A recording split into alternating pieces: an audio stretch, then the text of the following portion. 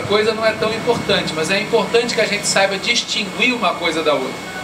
Porque uma coisa é aquilo que pode vir a ser uma sociedade completamente diferente do capitalismo, uma sociedade baseada não na exploração do trabalho assalariado, não na busca do lucro, não na opressão de um setor da sociedade por outro, mas sim uma sociedade baseada na propriedade coletiva dos meios de produção, na propriedade comum dos meios de produção, na decisão comum do que produzir, como distribuir. Uma coisa é isso. Outra coisa é o longo processo pelo qual a gente vai ter que passar como sociedade até chegar lá. Vocês imaginem que para o feudalismo se converter em algumas regiões do mundo numa sociedade capitalista durou séculos. Imaginem que do surgimento do capitalismo, em algum ponto ali do século XVIII até agora, já se passaram mais de 200 anos. E só agora o capitalismo se tornou efetivamente global, no sentido mais amplo da palavra. Então, quando a gente pensa numa transição socialista, a gente pensa num processo que vai ser muito longo, porque não vai se dar só em cada país, tem que se dar em escala internacional. Porque não é apenas mudar de um modo de produção baseado na exploração para outro modo de produção baseado na exploração, é superar a sociedade de classes que existe há muitos séculos, há milênios na verdade, é criar um outro padrão de humanidade, um outro padrão de civilização. Portanto, a transição entre o hoje e esse futuro vai ser longa. E é importante a gente ter claro que existe uma diferença entre uma coisa e outra. Esse é o terceiro ponto que eu vou abordar na aula de amanhã. O quarto ponto já vai entrar mais na história do movimento socialista. Vejam que esses três primeiros pontos eu vou estar falando do capitalismo, das contradições existentes no interior do capitalismo e no processo como a gente enxerga a transição do capitalismo para uma sociedade baseada na propriedade social dos meios de produção. O quarto ponto já é uma análise da história do movimento socialista. Eu vou mostrar como é que surge o movimento socialista no período das chamadas revoluções burguesas, ou seja, entre a Revolução Francesa de 1789 e as revoluções que ocorreram em vários países da Europa em 1848, ou seja, ao longo de mais ou menos 60 anos, que foi o processo, o período no qual a burguesia tomou o poder de Estado em alguns países da Europa Ocidental, portanto um pequeno pedaço do mundo, mas que naquele momento era o pedaço mais dinâmico do mundo, apesar de pequeno em população e pequeno em território, era o local onde a dinâmica era mais poderosa. Nesse local e nesse período, 1789 e 1848, a burguesia chegou ao poder em países como a França, a Inglaterra, a Alemanha. E é neste contexto que surge o que a gente hoje considera o movimento socialista moderno. Surgem não só como movimento social e político, mas também como ideias, como pensadores que elaboram a respeito do capitalismo e do socialismo.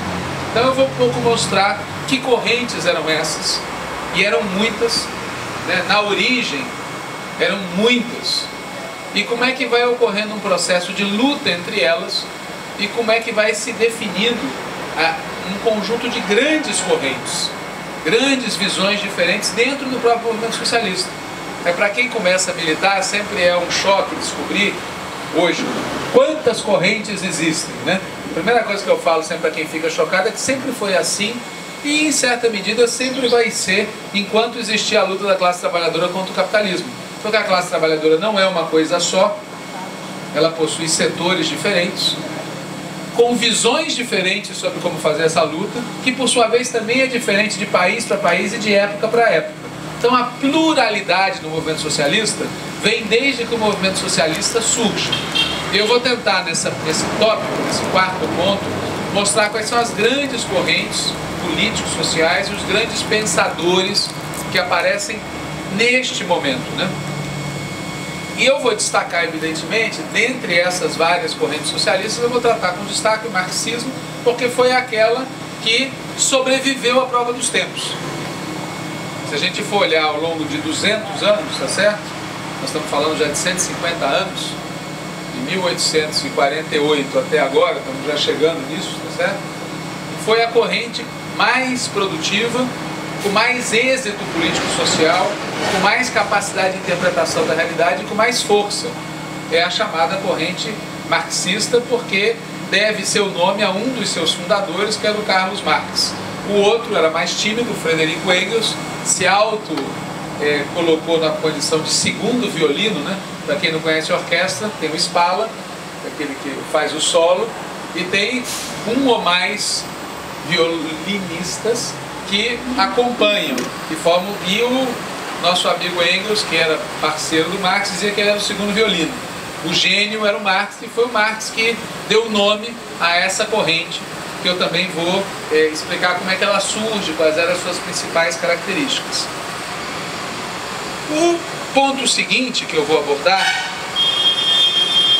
diz respeito a como deste ponto, ou seja, como dessa fase onde surgem os vários movimentos, as várias correntes, as várias ideias do movimento socialista, se evolui para uma etapa seguinte. Eu basicamente vou mostrar isso na história. Vou mostrar para vocês como esses vários movimentos socialistas, essas várias correntes, essas várias posições que existiam em 1848, como é que elas convivem durante um certo período e como dentre elas se destaca o marxismo a partir de 1871 e o que acontece a partir daí. Para aqueles que conhecem a história, sabem que em 1871 ocorreu um episódio muito importante, que foi a Comuna de Paris, um levante operário na cidade de Paris, e esse levante operário, ele criou uma situação muito interessante. Ele foi uma espécie de teste para as várias correntes políticas e político-ideológicas que existiam no movimento socialista, e desse teste sobrevive o marxismo. As demais correntes saem muito quebradas desse processo, né? O blanquismo, o prudonismo, que eram as correntes mais destacadas, saem muito machucadas, e quando eu falo machucadas, isso inclui o fato de que seus militantes foram vítimas de um assassinato brutal cometido pela contra-revolução quando esmaga a Comuna de Paris. E o Marx, que era o secretário-geral da Associação Internacional dos Trabalhadores, é quem assume a defesa, a propaganda, a difusão das ideias da Comuna de Paris, e acaba se convertendo a partir daí no polo, no chefe político-ideológico principal do movimento socialista, porque as demais correntes se enfraquecem. Curiosamente, o Marx, que era um revolucionário de quatro costados, quando ele se torna o principal líder, o mais destacado líder do movimento socialista, é no momento em que o movimento socialista sofreu a maior derrota. E é o momento em que se abre um período de acumulação pacífica, não revolucionária. Quando você vai olhar na história, de 1871 até 1914, é um período em que o movimento socialista fez o que fundamentalmente? Organizou partidos, organizou sindicatos, organizou mobilizações sociais pela redução da jornada de trabalho, pelo direito de votar, pelo direito de participação política, organizou educação política de massa. Em nenhum país, praticamente, nesse período, houve revoluções. Houve sim um processo de acúmulo pacífico. Pacífico não quer dizer que não tenha havido violência da classe dominante contra os trabalhadores, houve muita. Mas foi um período em que o grosso da ação da classe trabalhadora era se fortalecer, se organizar, construir os seus instrumentos. Foi um período em que o movimento socialista se autodenominou de social-democrata. Foi um período dos grandes partidos social-democratas que existiam na Europa. E aí eu repito essa ideia que eu já falei antes. Até agora, o movimento socialista é um movimento basicamente europeu. Isso muda na etapa seguinte, né? Na etapa que eu vou tratar no ponto 7, que é a etapa que abre com as revoluções russas de 1905 e 1917. Hoje em dia, quando a gente vai estudar a Revolução Russa, a gente vincula a Revolução Russa ao Partido Comunista da União Soviética. O divertido é que o Partido Comunista da União Soviética ganhou esse nome depois da Revolução, porque até a Revolução ele tinha o nome de Partido Operário Social Democrata Russo. Ou seja, o movimento comunista e a Revolução Russa de 1917 é filha de um dos braços do movimento social-democrata, do período anterior. Do mesmo jeito que o movimento social-democrata é filho de um dos braços do período que antecedeu a Comuna de Paris. A gente sempre tem que, ao estudar a história, perceber que as coisas não são produto apenas das circunstâncias, mas também daquilo que foi sendo construído ao longo da história, ao longo de décadas, né? Eu vou falar dessas revoluções, a Revolução de 1905 e a Revolução de 1917, vou falar do contexto da época, que é um contexto muito importante de ser estudado, porque ele tem semelhanças com o momento que a gente vive hoje. É o momento da Primeira Guerra Mundial, que está fazendo 100 anos agora, né? 1914, nós estamos em 2014. É o momento em que fica claro, para quem tinha dúvidas, de que o capitalismo tinha entrado numa nova etapa, a etapa chamada de imperialista. E para vocês entenderem o significado dessa palavra na época, vou citar os itens que compunham essa nova etapa na opinião do Lenin, que era o principal dirigente do Partido Social Democrata Russo. Ele dizia que o imperialismo era um período em que o capital tinha se desenvolvido muito, que tinham surgido os grandes monopólios, as grandes empresas, que essas empresas industriais tinham se fundido com o capital bancário e criado o capital financeiro, expressão que se generaliza nesta época, 1900 a 1914, que esse grande potencial que o capitalismo tinha alcançado na Alemanha, na Inglaterra, nos Estados Unidos, na França, etc., já não cabia mais dentro das fronteiras nacionais.